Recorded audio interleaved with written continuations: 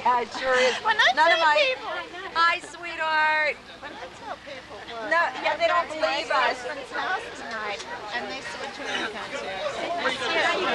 My boyfriend's going to see that. What's going on? I saw you on the exit. I was telling you about my life.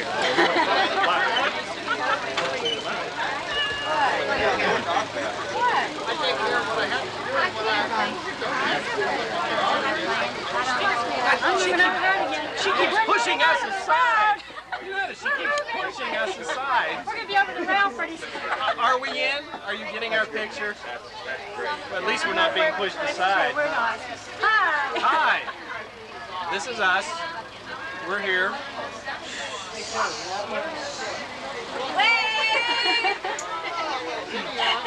See, look. That's right. How much did I pay you guys to say that? Go ahead, tell the truth. Wait, pay me something. I'll say it too. Nobody would believe you, Robin. Hey, look up the right way. She says wait. She says wait. It was good. Happy birthday, Jean. Happy birthday to one of the sweetest ladies I know, my best friend. Just a super lady. And we hope you're not mad at us. I didn't go to the meeting tonight, Jeannie. Here I am. And no shrimp cocktail. You lied about that. No shrimp cocktail. You're not getting it, Jeannie. No shrimp cocktail.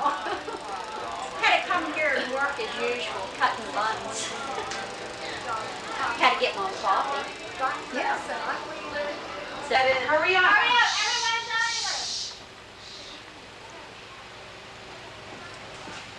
Everyone's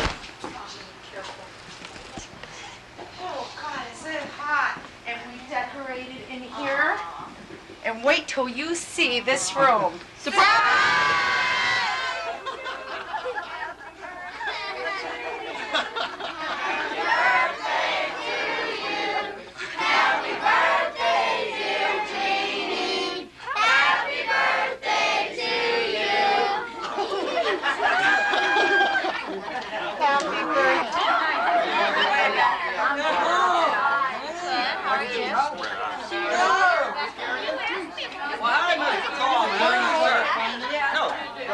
Good shape. Good shape. How are you? Tom. Oh, we fixed it. No. We fixed her last didn't we? Everybody knew about her. Well, once we can get through. How about that, Paul?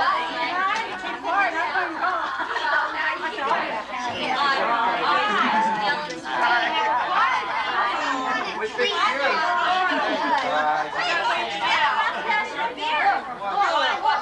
Well, things made a problem.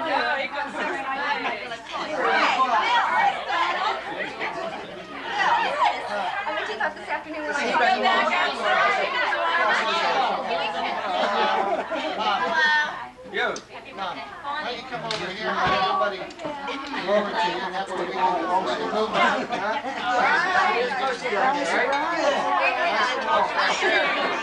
How are you? Hi, Bennett. Hi, Bennett. Hello, Ed. Hello, buddy. Good to see you. Yeah, fine, huh? Give me a high.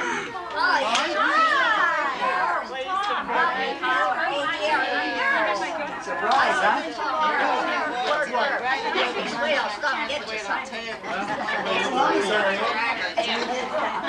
Hi, how you doing? Why was it the top of the steps laying down out there? Because all of a sudden, Well, I was too close here. She walked in and she'd seen me before she saw me. Hi.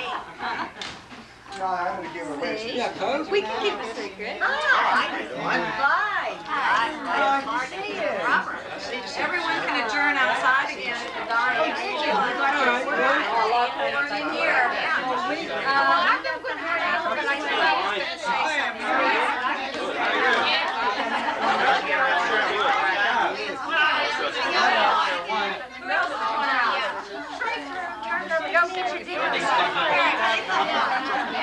The big dinner had to They were there.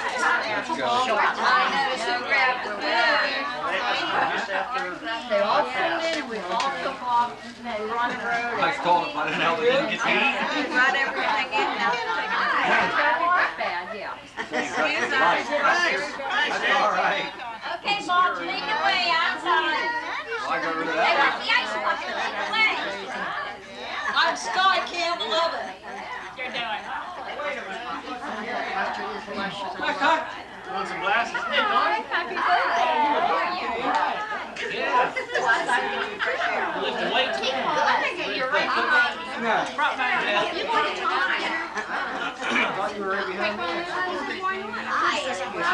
Well, that's a good combination you're drinking there. Why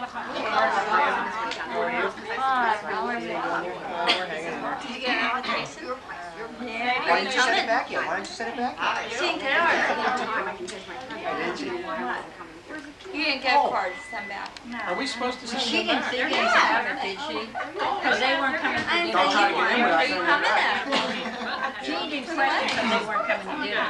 We're checking IDs. I know that. That's why I said hard RSVP because you're very coming. Did you get your stress test? And it was a fireball. No. I left you to drink in the morning. So the guy asked me for ID. And they're supposed to be one. Oh, no. They was kidding You around. sit out there and Kathy be busy. This is fine.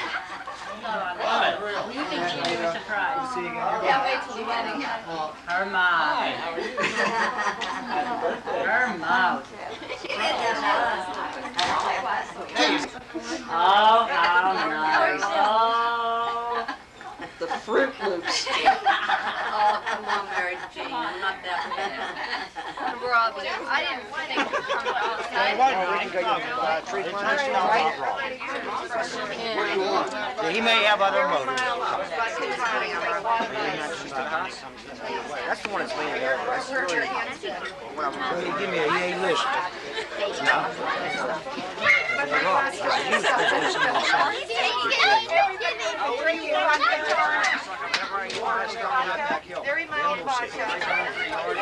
Which you really don't need a car out there right now. So.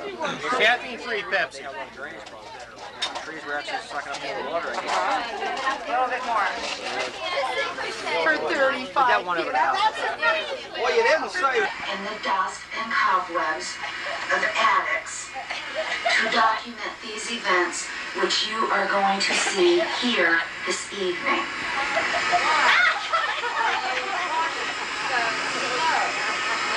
We have invaded the privacy of everyone that we know, including some of you here this evening, of which you are not yet aware.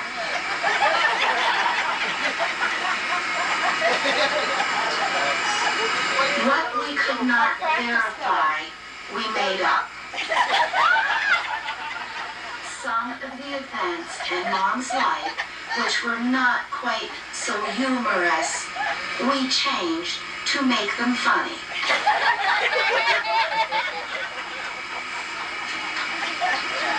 No names have been changed to protect the innocent, because there are no innocents here among you.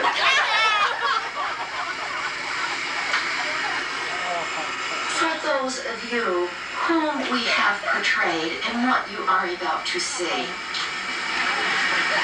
we trust that you will exhibit your true sense of humor and take these portrayals in the sense that they were intended. If perhaps you find that you are not depicted in any of these portrayals, perhaps you would wish to consider the fact that maybe you're dull. Just kidding. Would anyone care to go to the bathroom before we begin this evening? Pause it. Pause. No? Then I think perhaps we are ready to begin. Mom, this is your life. Love you. Oh. Wait.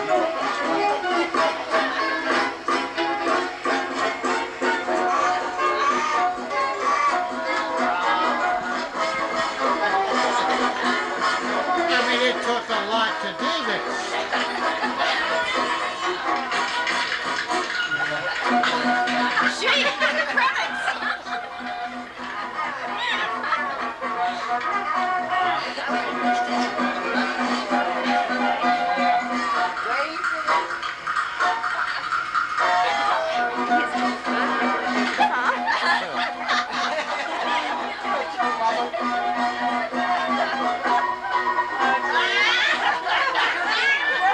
Mom.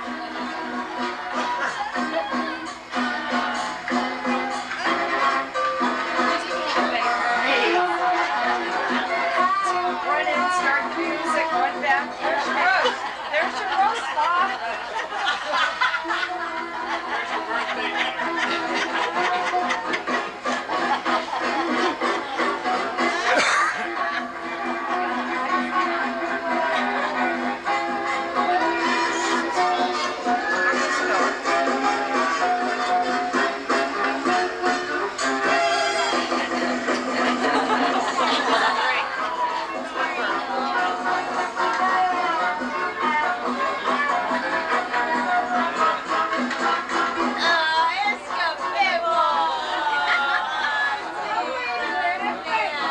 We couldn't get the MGM Lion, but we did our best to get a substitute. You couldn't get what? The MGM Lion. He was over the book.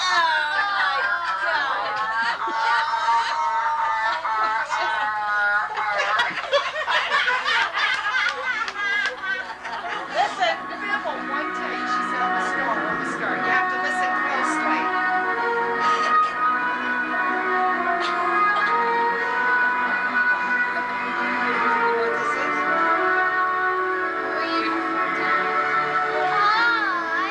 Once upon this same earth, beneath this same sun, long before you, before the ape and the elephant as well, before the wolf, the bison, the whale, before the mammoth and the mastodon, in the time of the dinosaur.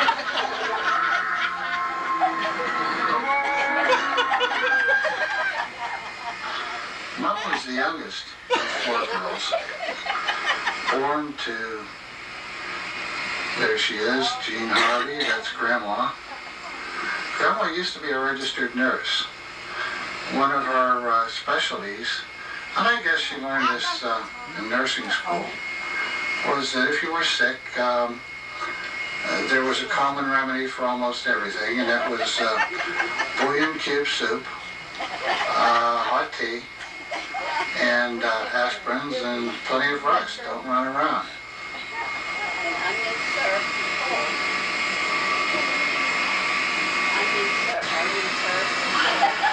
You might not have known this, but Mom was born into an extremely wealthy family.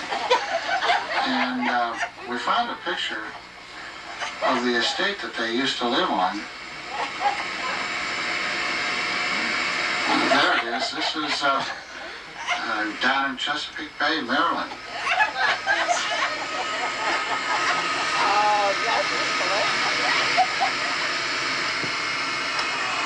Here we get a chance to see a close-up of the mansion itself. Boy, what a nice way to live.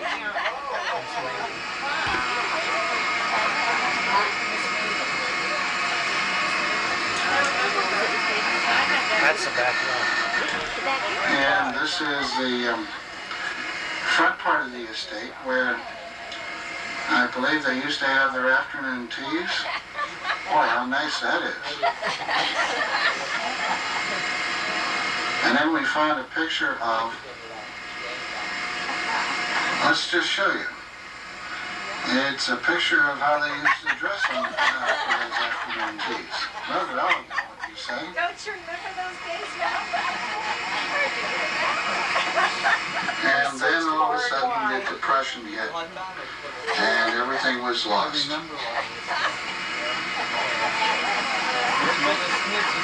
Mom grew up with her 3 older sisters, Betty, Harriet, and Mary. We came across some photos of Mom as a child and would like to share these with you.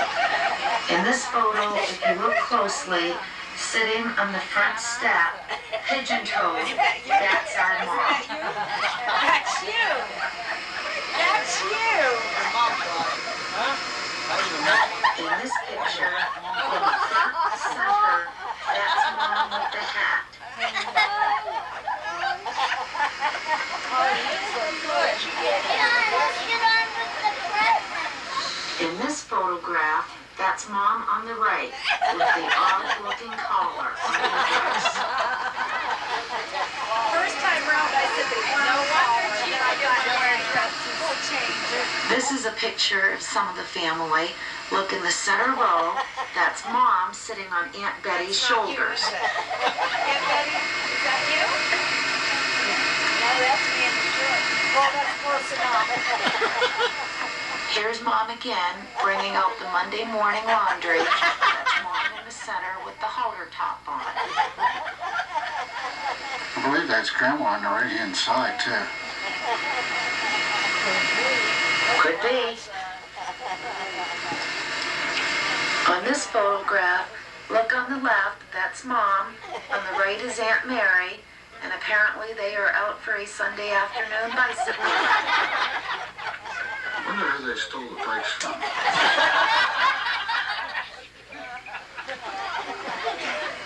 Here's another big day in Mom's life. This was her high school graduation. Check out the hair.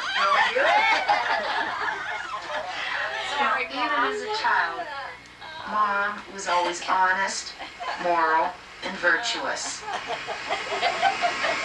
We're going to have somebody very, very near and dear to Mom attest to that fact for us. Pumpkin story. Oh, that was Silbert Scott's house. He had the garden. We had a garden. He had a garden over there, and we had it on his side. And he grew this big pumpkin that was sitting over there. I don't know which one of us went up and got. We all went up together and bring it down. Yeah, I did.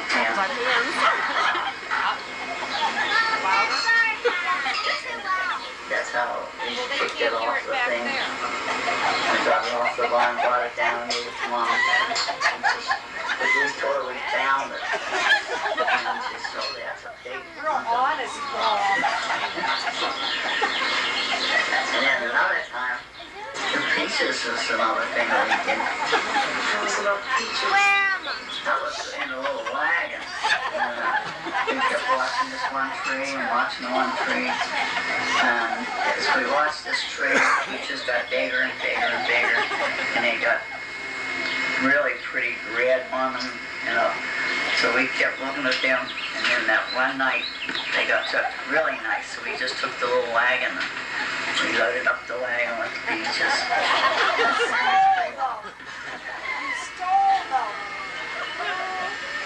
Here are some pictures of Mom, our own bathing beauty. That's Mom, the second from the right, putting on her shower cap, or I guess it's actually a bathing cap.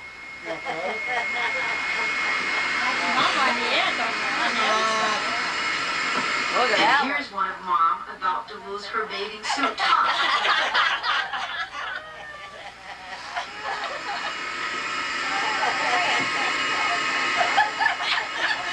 The four girls were extremely close to their mother, but Grandma sure did have her hands full.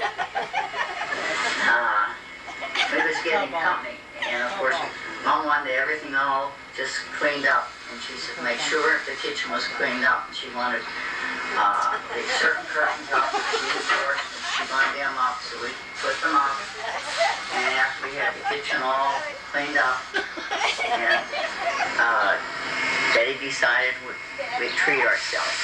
We'd go down and get a bottle of grape juice at Mom's can.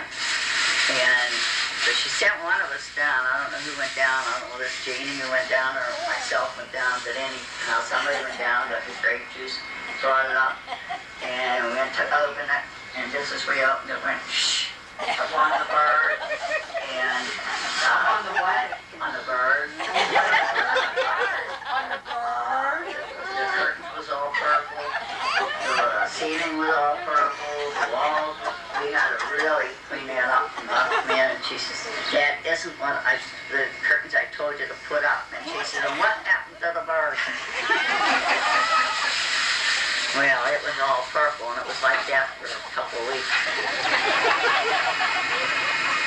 Here's a picture of Mom and Dad. They're the ones on the left when they were dating. Mom and Dad dated probably for about a year and a half, and had somewhere in the neighborhood of about 90 dates during that time.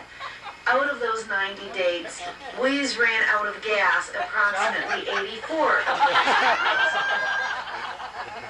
This is a picture of Mom and Dad on their wedding day in Winchester, Virginia, when they eloped with the help of Aunt Harriet and Uncle Phil.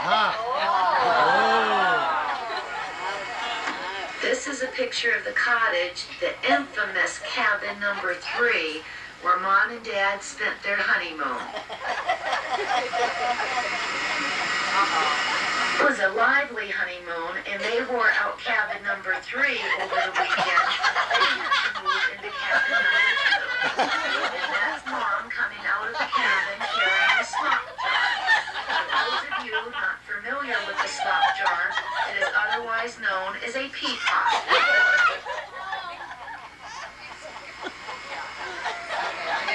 As you know, Mom has always been religious and has always taken the Bible literally. So when Mom heard the words, "Go forth and multiply," that's exactly what she did. It wasn't long before she and Dad heard the patter of little footsteps. First came Tom,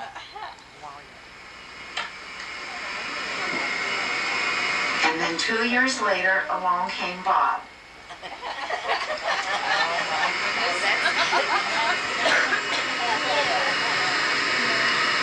In 1944, while Tom and Bob were still quite young, Dad was drafted into the Army and served during World War II.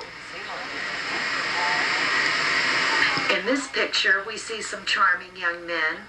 That's Bob on the left, Tom next to him, and that's Eddie on the right. And God only knows what they're doing to that baby. Here's a picture of Mom and Grandma Kay with Tom and Bob in their sailor outfits.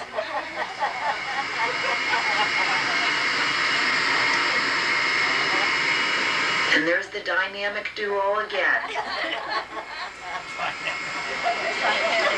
Finally, they let Wheeze out of the Army, and he came home.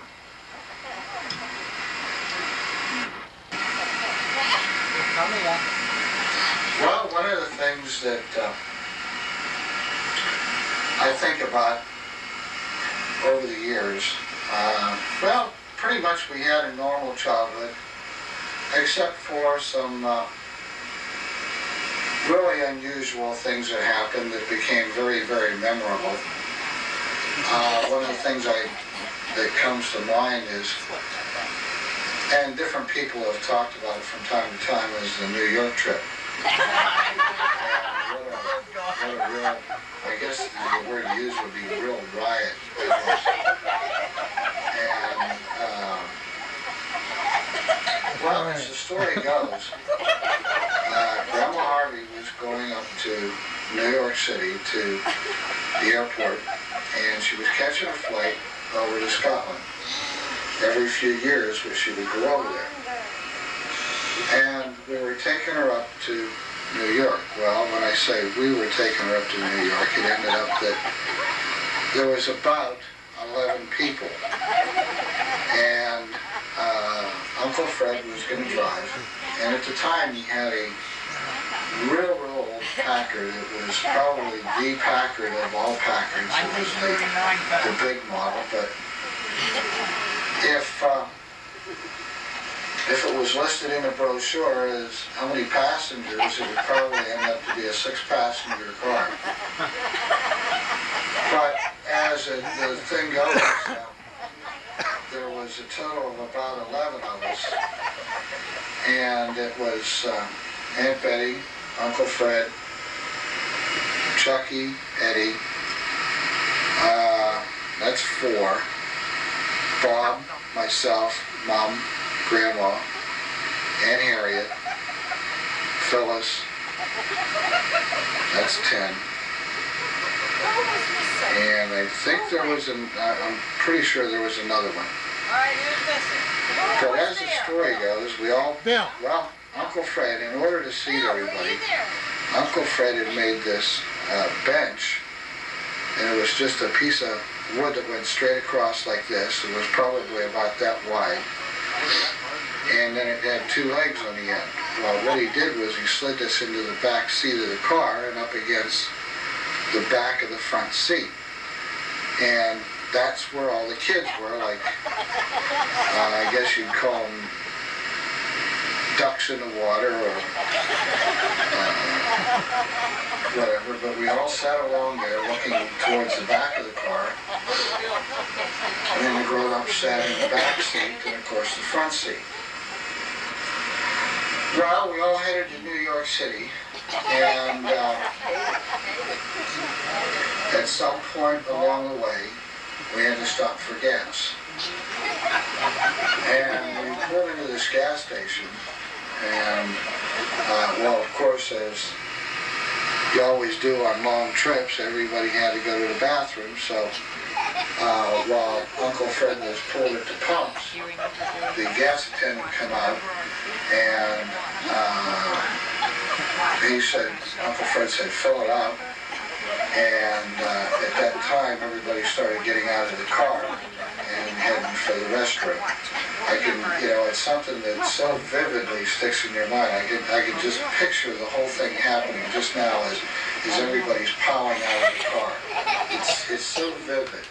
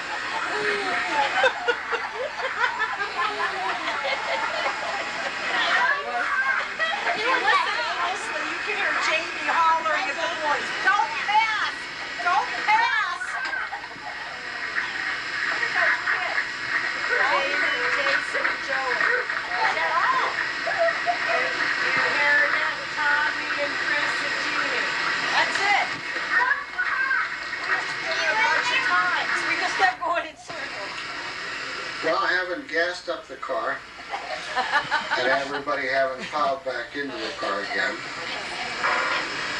We were off. Well, nowadays usually it's just a one-day journey, but in those days it was sort of like two, and we weren't in any hurry.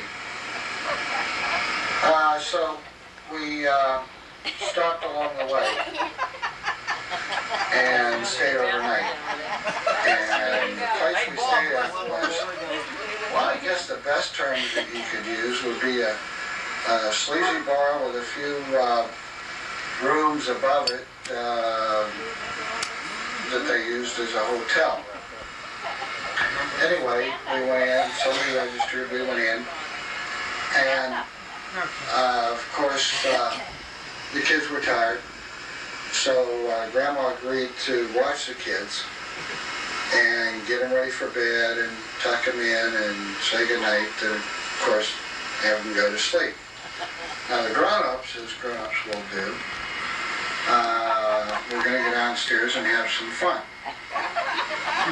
So they were down there a few hours, and then they came back up, and somebody said, well, all the kids sleeping and everything's okay, I assume. And Grandma said, well, almost everything except for Tom, and he's not going to sleep.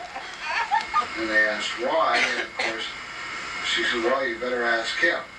So Mom come over and said to me, how's come you're not going to sleep? And I said, well, hey, there's got to be thieves in this hotel, and I am not going to sleep. And she said, well, why would you say that? And I said, well, that sign right over there says that the hotel is not responsible for your valuables, and if they just wouldn't put that up there for no reason at all, so there's got to be thieves. And hey, I have some money, and I'm not going to go to sleep while we're here. So I protected my dollar bill, and I put it into the pillow or in the shoe or something like that. And stayed awake as long as I could, protecting this thing. Another memorable part about that particular hotel was the fact that when we registered, there was one question that was asked, and that is, do any of the kids went to bed? Of course, the answer was, no, none of our kids did. They stopped that ages ago. So the guy said, okay, fine.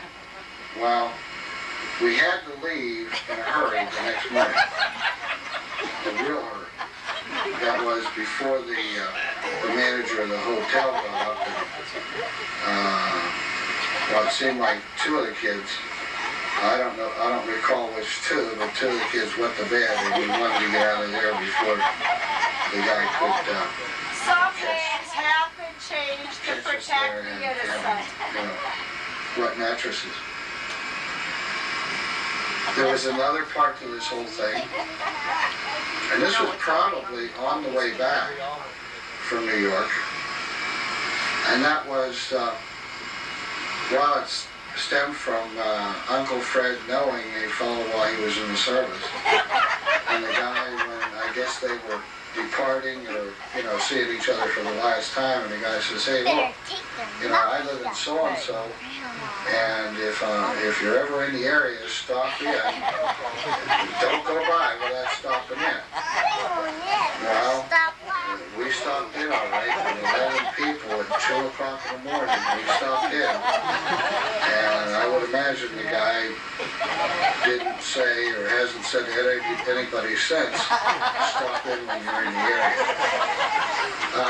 But it was, now that was 1, 2, 3, 4 different things that made that trip memorable, and a lot of people talk about it from time to time, so it's stuck in everybody's mind. Sorry, you ever told me all those stories.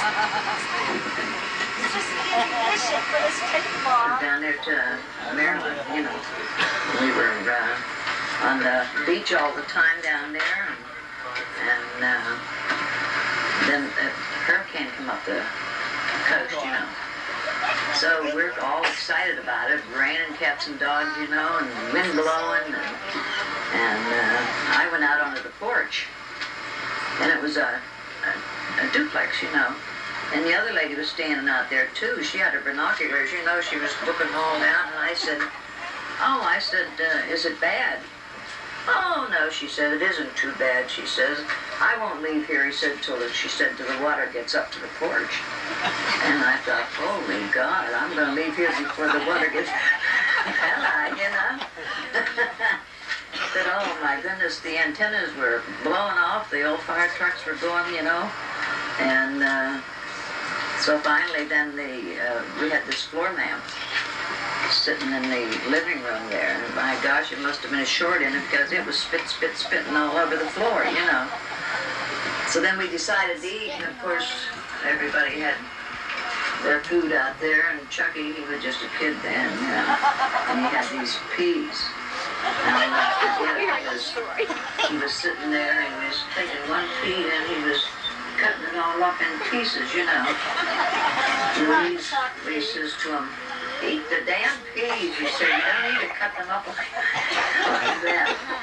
Chucky said, well, I don't like peas, you know. He says, eat it, eat it. He says, you don't need to worry about cutting them all up. He said, eat it. And then, but oh my gosh. But that just kept up, and I said, we decided, well, we better get off this island. I mean, hey, it's getting bad. So we all jumped in the car, you know, and then the damn car wouldn't start.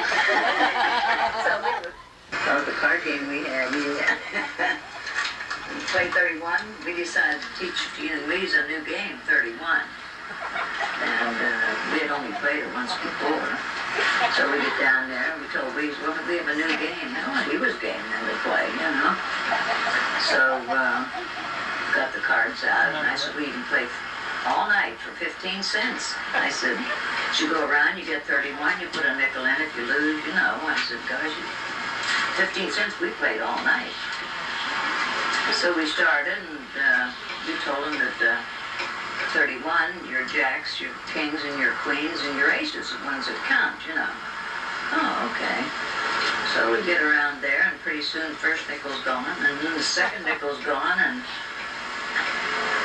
we just kept looking at each other. What in the world's happening here, you know? Well, I finally discovered later that we were just using the different suits of all these instead of the same suit. Yeah, that's the 31. And so we never lived that down because every time we went down, Louise would say, oh, here comes your sister and brother-in-law, those crooks that come down and take our money. I know Jeannie enjoyed the trip to London and Scotland, and I know so did we, you know. But we did have some good moments on that. And then when we were over there in Scotland, we had to go down and confirm our flights, you know, back.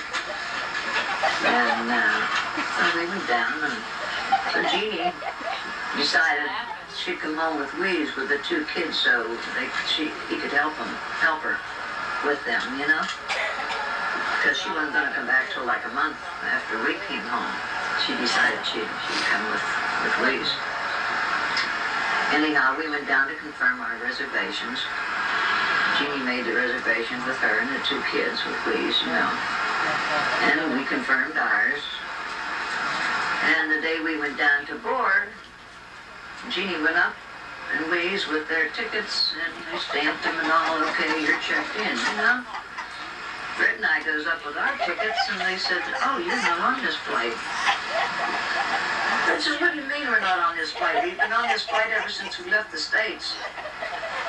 Well, you're not on this flight. So what they had done, they took us off and put Jean and Mary Jane and Johnny on. This is crazy nuts.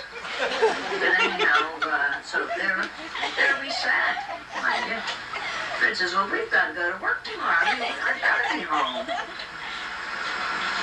Well, I'm sorry, you'll have to wait till the plane's full until it's boarded and everything, see, you know. So there we sat. We were the only two in the waiting room. Everybody else was on board. And there we sat and sat. And finally, then, they called our name. Mom wasn't willing to give up her seat. Oh, no. Care whether we got on board or not. Was she always an uncaring person? Oh, yes. For goodness sakes. Very selfish. Self-centered. Yeah. Of course, you had to give in to her. You know. Was she bossy? Oh, she could be. Yeah, she could be. Yeah. Gosh, I remember one time when we were going to, I was working and she was still going to school. I had a beautiful wool dress. Not the same purple one. No. This was another one. I hadn't worn it for a little while. And one day I decided to wear it, and when I got it out, it had holes all up the side, on both sides. Like little pinholes. I said, what in the name of God happened to my good dress? Jean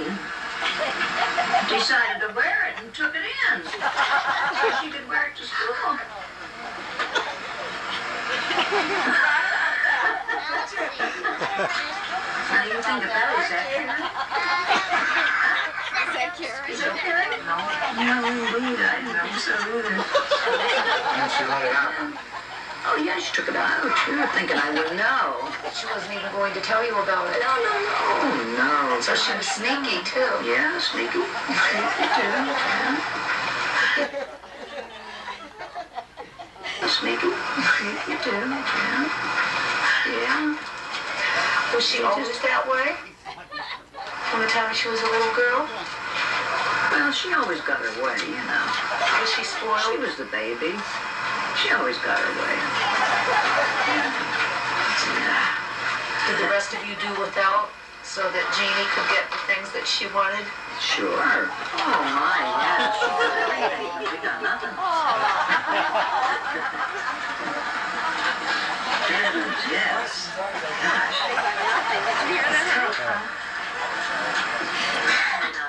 Like I was saying, when we got on the plane, you know, I didn't finish my last story I had. Of course, Fred and I came first class, you know. Jeannie decides to come up and talk to us. He said, sorry. Hey, you're not allowed in first class. You're just a tourist.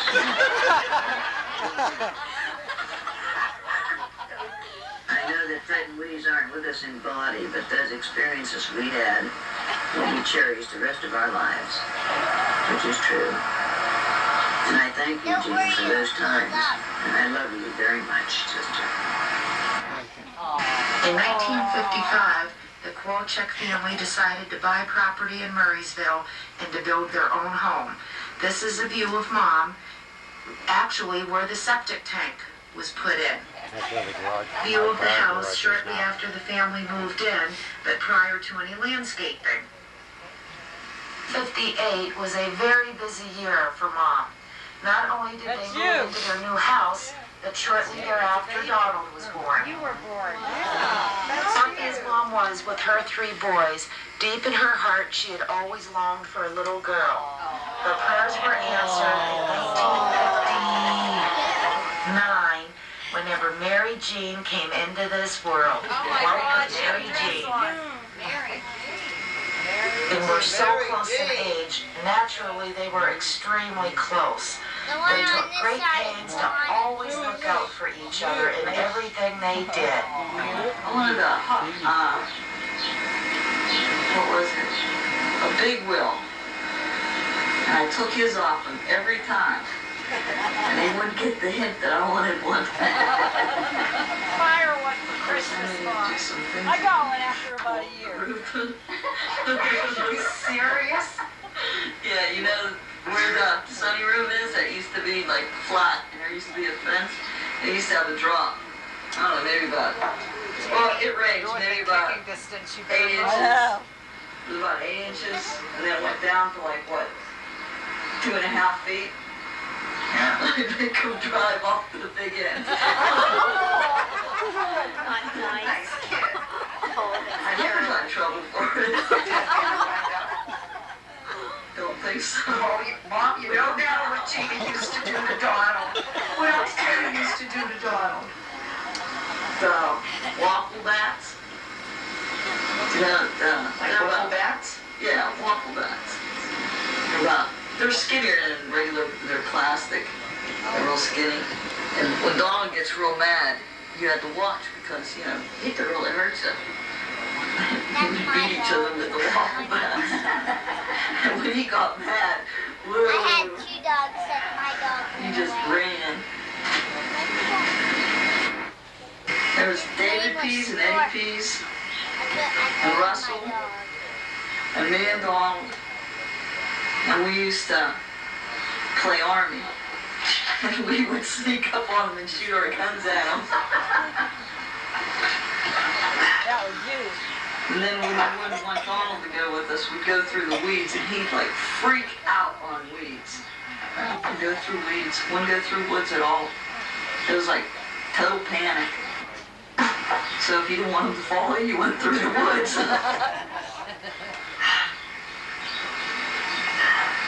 I gotta get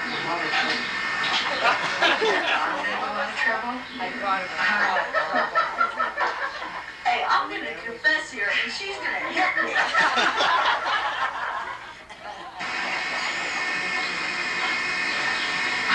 No, I ain't telling that one. Doesn't know that one. Get it out in the open, Gene. When he was little, we were playing hide and seek in Canada. I lost him. He always hid in the same spot and he moved. I looked everywhere before I told Mom.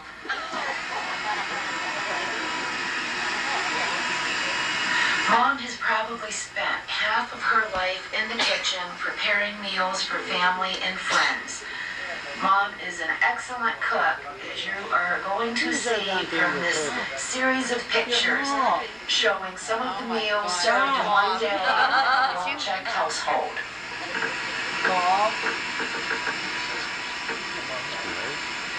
The more people who came, the happier Mom was. Probably because she would not have room to store all of the leftovers in the refrigerator had there been any.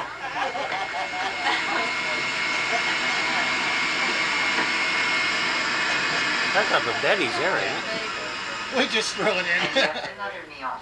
These last two were in at Betty's house. We cheated. And the midnight snack. That's not our house. A lot of stuff for you for breakfast. Then lunch.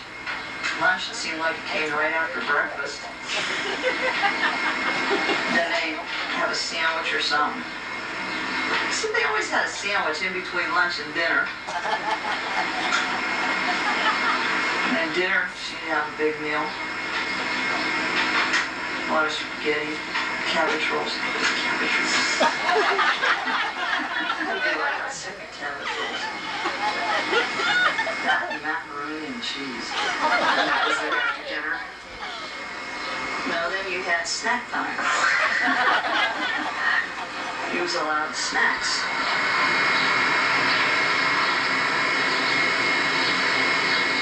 So you're saying at the Kowalczyk house you ate all day, every day? Yeah, that's about it. No story of Mom's life would be complete if we didn't mention her impeccable sense of style and fashion.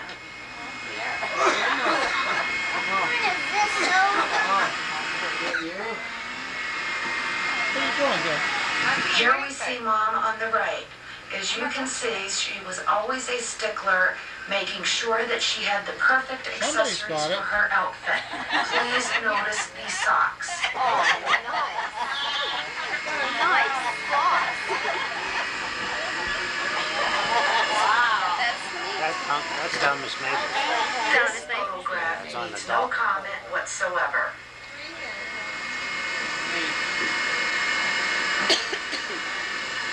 Atlantic City.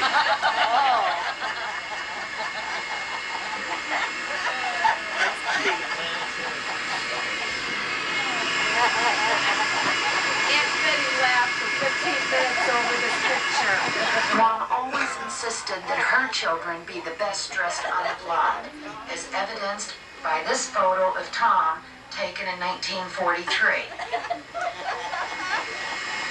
Another example of Mom's fashion sense is evidenced by this photo from 1945 of Tom and Bob.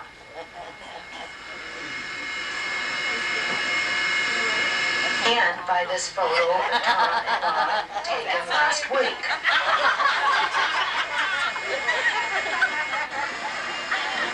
And here is a picture of Jeannie on her first day of school. Mom's sense of fashion and influence was so strong, apparently each of the children inherited it and passed it on to their children, Mom's grandchildren. And this is how Jeannie dressed Jamie on Jamie's first day of school.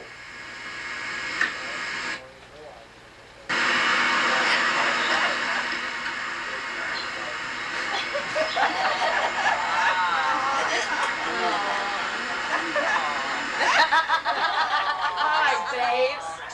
On Tom's Mom's first day of school. That looks like that's Uncle Tom.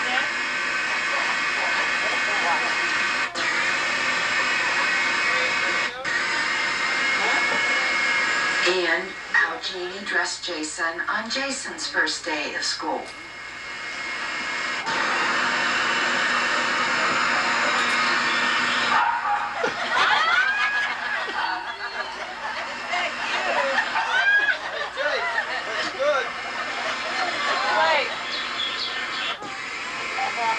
For nearly half a century, Mom's sense of style and influence lives on, as seen in this tape of Tom as he left for work one morning this week.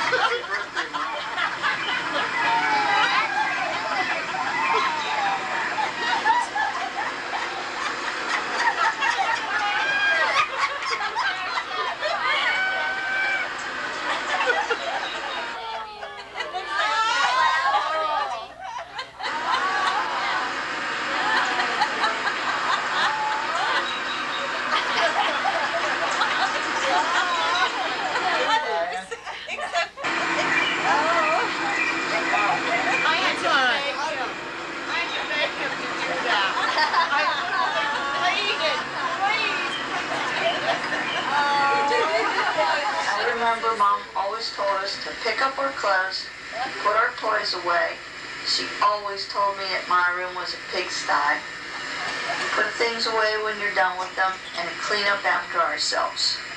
We thought we'd check up on whether this made an impression on any of the kids. I know it didn't make any on me.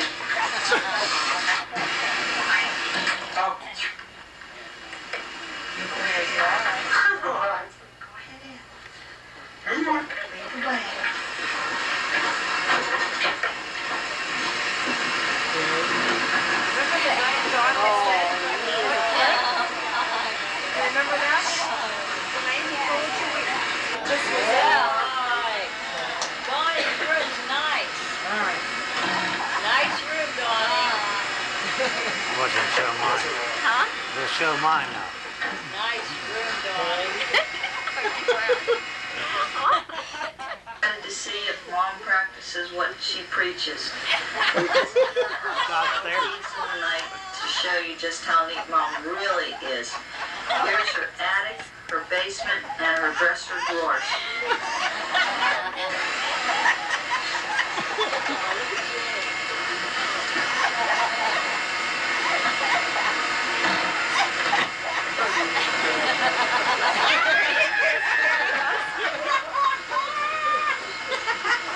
I picture your underwear down underneath those so nobody would see it.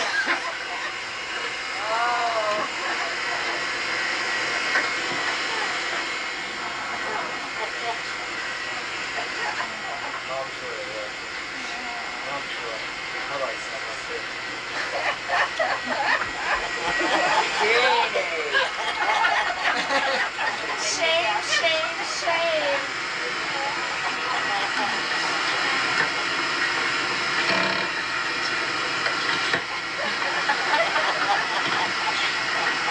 Tomorrow, Mom's gonna clean out her drawers. She's gonna have them neatly folded, just like Donald. See, I hate your underwear, though. I put your panties down underneath.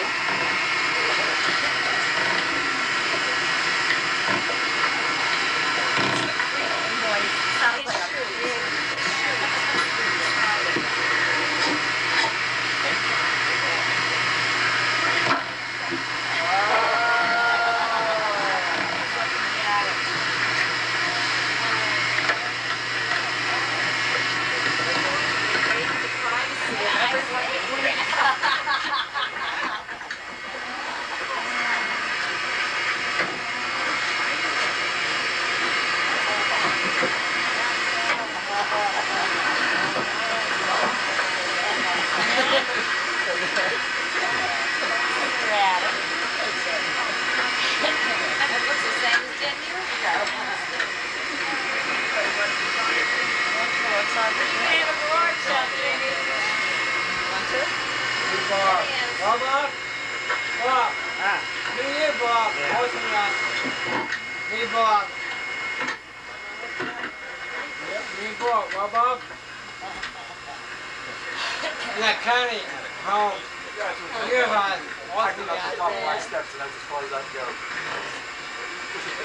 Don't look so bad already.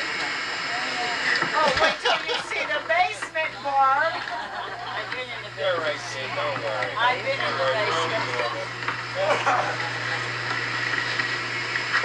There's the basement. Well, very neat and everything in place, right? Everything in bags. You know where everything is, Jeannie? No.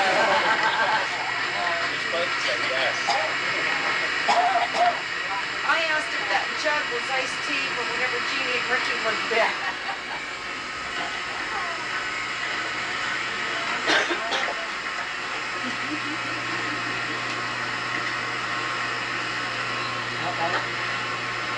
A lot of stuff.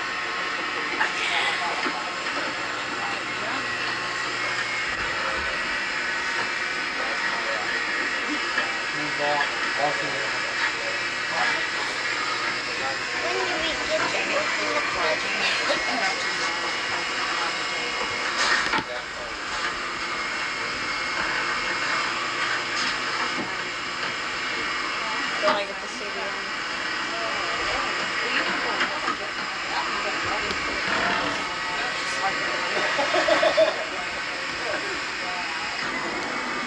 A few weeks ago, the minister at Palms Church mentioned he was pleased with the collection plate donations. He said everyone must only be putting in folding money because no coins were deposited in the last few months. For those of you not aware of it, Mom always volunteers to count the Sunday collection. We don't mean to incriminate or make accusations, but we found this in Mom's basement.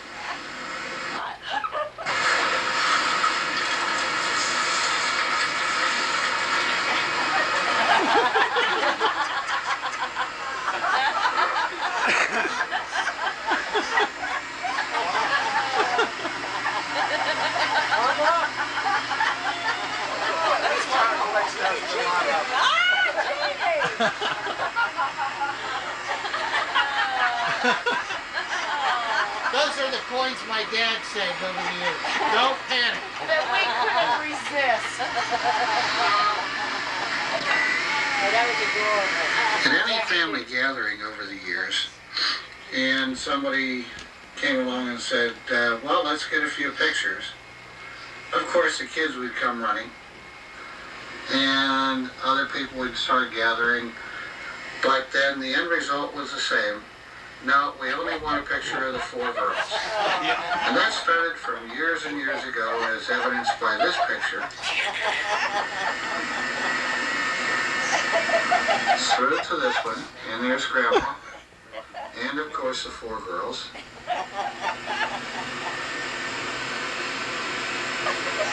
There were dozens and dozens of pictures that we went through. Of the four girls. Selection and sampling of those dozens and dozens of pictures that we saw. Now, one would question what was going on here. It looks like a little tipsy to me. In most families, the children grow up and leave home. In our family, they come back like boomerangs. Drove the postman crazy.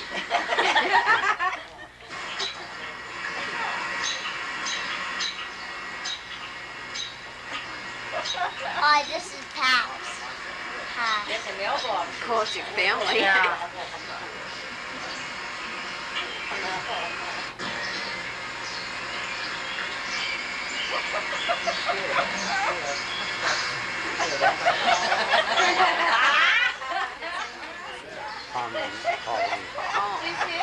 Okay.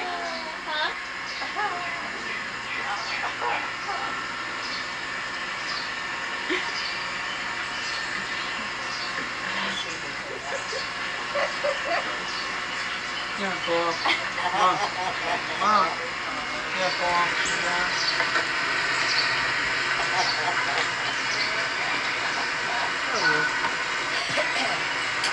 Bob. Bob. Now come and sit down, you. Huh? Bob. Bob. See that? See that? Yeah, you can.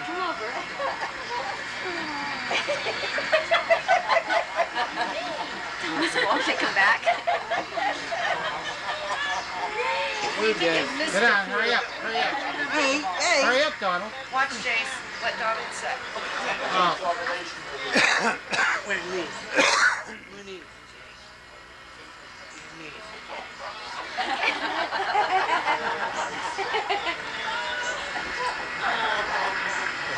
It's a good thing you have a big house. Your knees, please. Your knees, please. Your knees.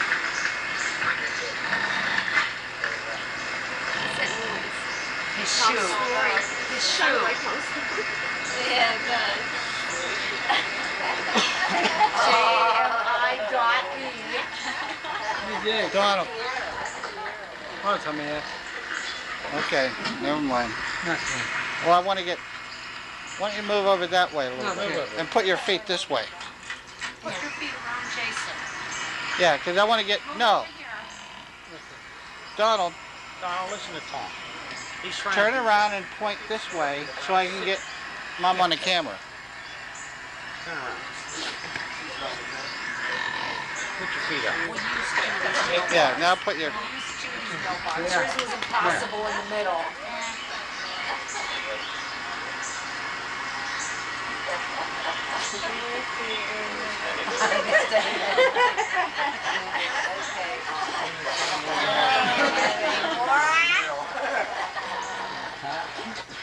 Hey, Cass, you keep snoring in the background. That's his shoe.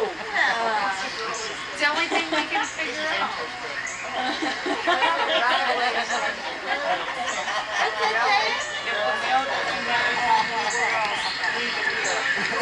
Don't have a home anywhere in the state. If the home, what did he say? If the mail doesn't have a home anywhere else, leave it here. Because sooner or later, everybody shows up there anyway.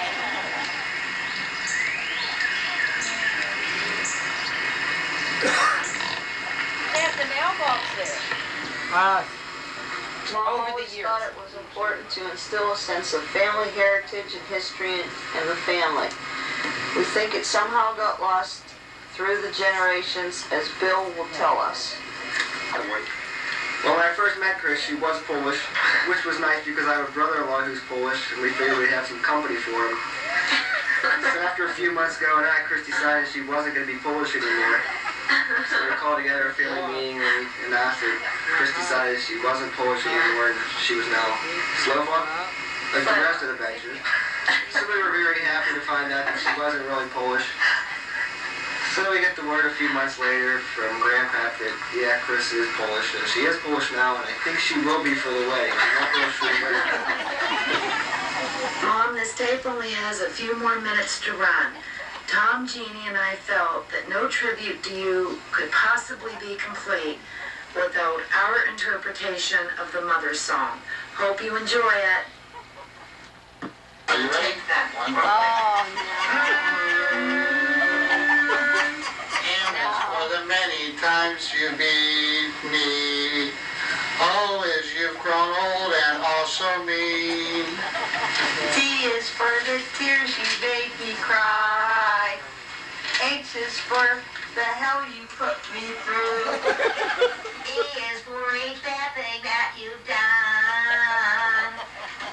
R is wrong and wrong you'll always be. Put them all together, they spell author.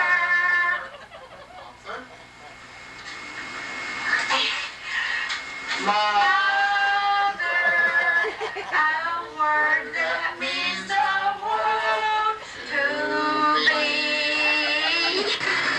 Mom, there's a few people that couldn't be with us tonight, but they did get in touch with us.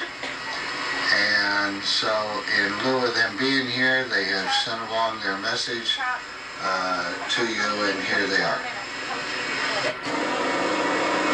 Hi, Jean. Happy birthday. I hear you're having a great time.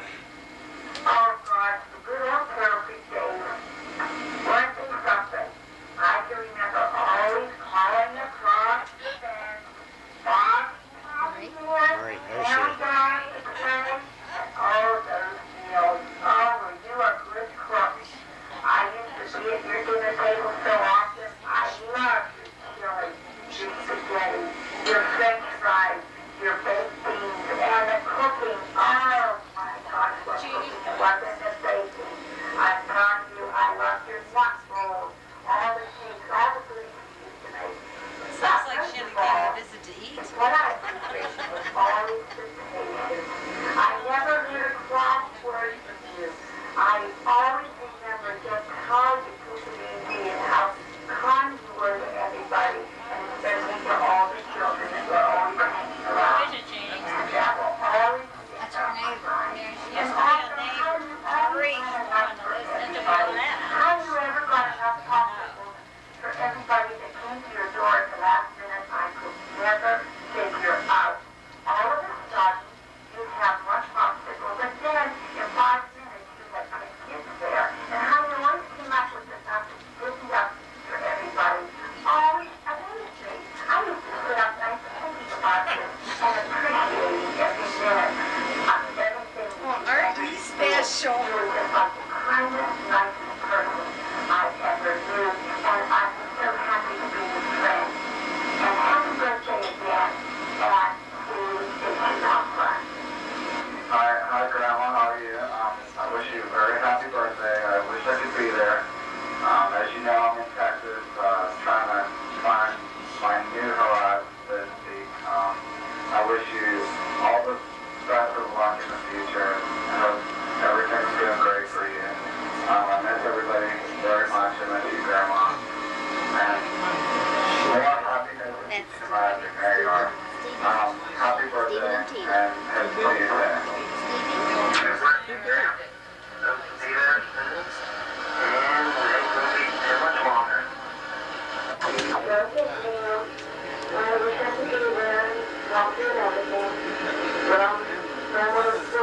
I'm going to miss you, but I'll wait to come and visit me. I know things are real tough now, so you have lots of fun. And, you should be on board. Take care, and trust in him. He's your friend. God bless you, and it's birthday, Grandma. Birthday, Jean. Happy birthday, Happy Grandma. birthday. Yeah, have a happy birthday, Jeannie. And we'll be seeing you. Happy birthday. Good again. Happy birthday. Happy birthday, Mom.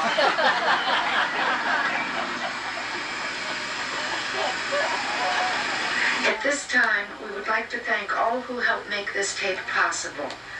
And a very special thanks to Aunt Harriet, Tina and Bill, Aunt Betty, Donald, Jason, Jamie, Chris, Joey. Come on, Kathy, that's enough.